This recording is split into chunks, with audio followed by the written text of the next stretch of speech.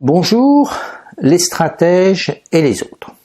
Alors, j'entendais récemment une dame qui dirige une entreprise qui est en bonne croissance, qui a une très bonne rentabilité, qui a un business model tout à fait éprouvé, et elle s'adressait à ses troupes et elle a dit, voilà ce qu'on va faire péter le modèle, on va faire de la disruption. Et il y avait un certain nombre de personnes dans la salle qui étaient béats d'admiration devant un discours aussi ouvert à l'innovation. Je dois dire que ce discours m'a laissé perplexe. Alors, pourquoi perplexe? Parce que je vois bien que le mot disruption, qui est finalement l'avatar du mot innovation, ça fait plaisir, ça fait intelligent, c'est une belle posture, mais qu'est-ce qu'il y a derrière? Alors, ce qu'il y a derrière, effectivement, on sait tous, c'est des entreprises qui sont devenues des leaders mondiaux, les fameux GAFA, qui ont fait une disruption, d'où l'idée que la disruption, ce serait le crime parfait de la stratégie, la martingale absolue. Oui, mais attention, il y a un biais cognitif. C'est qu'on connaît les quelques entreprises qui ont eu des grands succès avec la disruption, et on oublie les milliers, les dizaines de milliers, les centaines de milliers, les millions d'entreprises qui se sont plantées avec la disruption. Autrement dit, la disruption n'est pas la martingale stratégique qui est le critère de succès, c'est souvent quelque chose qui vous fait échouer. Alors, pourquoi?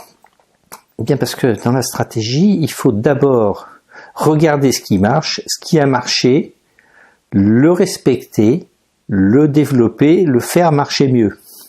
Avant de le casser. L'objet de la stratégie, c'est pas de casser ce qui marche. C'est pas de faire marcher moins bien ce qui marche. C'est de le faire marcher mieux et d'en tirer un certain nombre de leçons. Ça veut pas dire qu'il faut pas innover. Ça veut pas dire qu'on veut pas tenter de nouvelles choses. Mais parfois, c'est à côté, en utilisant les ressources qui ont dégagé ce qui marche bien. Et dans ce mot disruption, j'entends quelque chose qui est de l'ordre de la posture, c'est-à-dire que on veut avoir l'air plus intelligent que les autres en disant que ce qu'ils ont fait, c'était pas si intelligent que ça et qu'on a une idée tout à fait nouvelle, ce que l'écrivain Tourgueniev, l'écrivain russe, appelait le lieu commun à l'envers. Quand je dis il n'y a pas que de la misère chez les riches, ça a l'air très malin parce que c'est un lieu commun à l'envers. Voilà.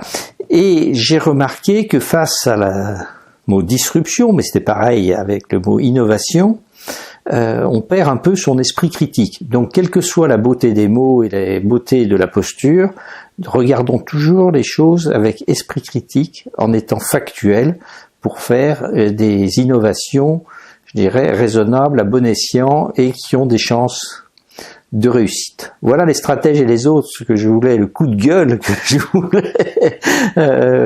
je voulais émettre sur cette question de disruption. Et il me reste à vous inviter, bien sûr, si ceci vous intéresse, à vous abonner à cette chaîne YouTube, dont l'objectif n'est pas d'être disruptive, mais plutôt constructive.